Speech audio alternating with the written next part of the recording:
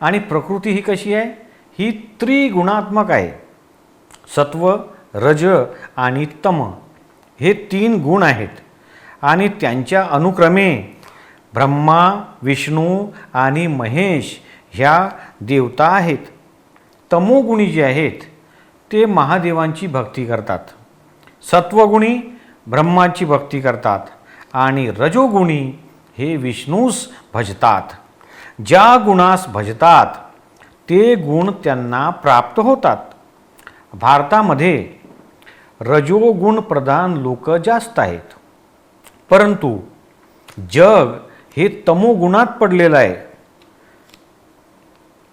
या 3 गुणांच्या 3 देवता त्या जन्मल्या नाहीत, हे दृष्टांत म्हणून दिलं आहे.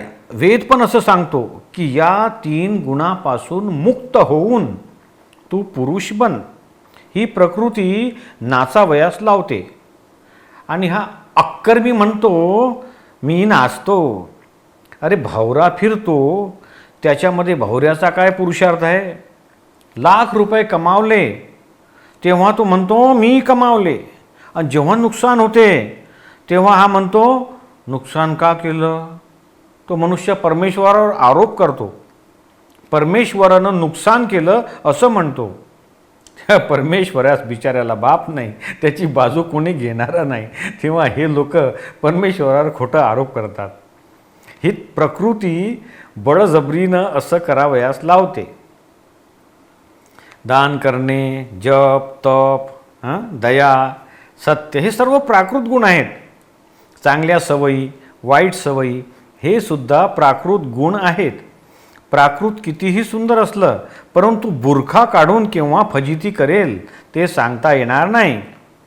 एखादा राजा दानशूर आणि धर्मनिष्ठ असेल, पण जंगलात वाट चुकल्यावर 4 दिवस जर त्याला खायला मिळालं नाही तर एखाद्या जंगलामध्ये आदिवासी भीलकडे जाऊन भिक्षा मागेल ना, भीक मागून खाईल, त्याला लाज वाटेल का? त्यावेळेस त्याचा दानशूरपणा कुठं गेला? तेव्हा त्याचं राजेपण कुठं गेलं?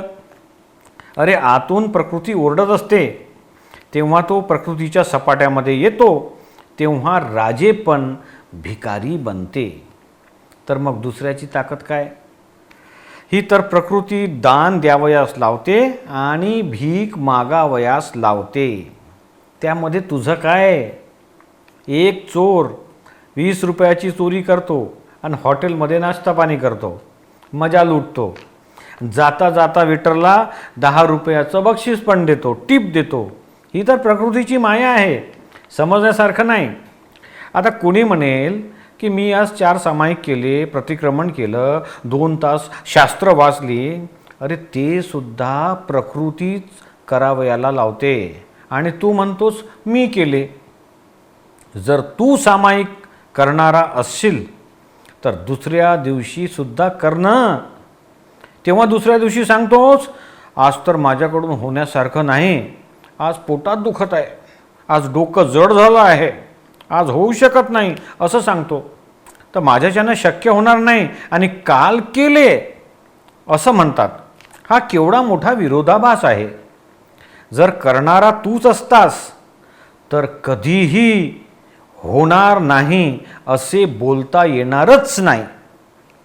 होत नाही याचा अर्थ असा की तू करणारा नाही. सर्व जग असं उलट समजुतीनं भटकत आहे.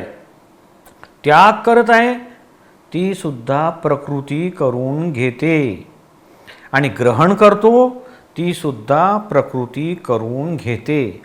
प्रकृती जबरदस्तीनं पाळावयास लावते आणि उलट म्हणतो की मी ब्रह्मचर्य पाळत आहे. हा केवढा मोठा विरोधाभास. प्रीती, द्वेष, निर्दयपणा, लोभ, उदारपणा, खरं खोटं हे सर्व द्वंद्व आहेत. हे प्रकृतीचे गुण आहेत आणि स्वतः द्वंद्वाच्या पलीकडे आहे.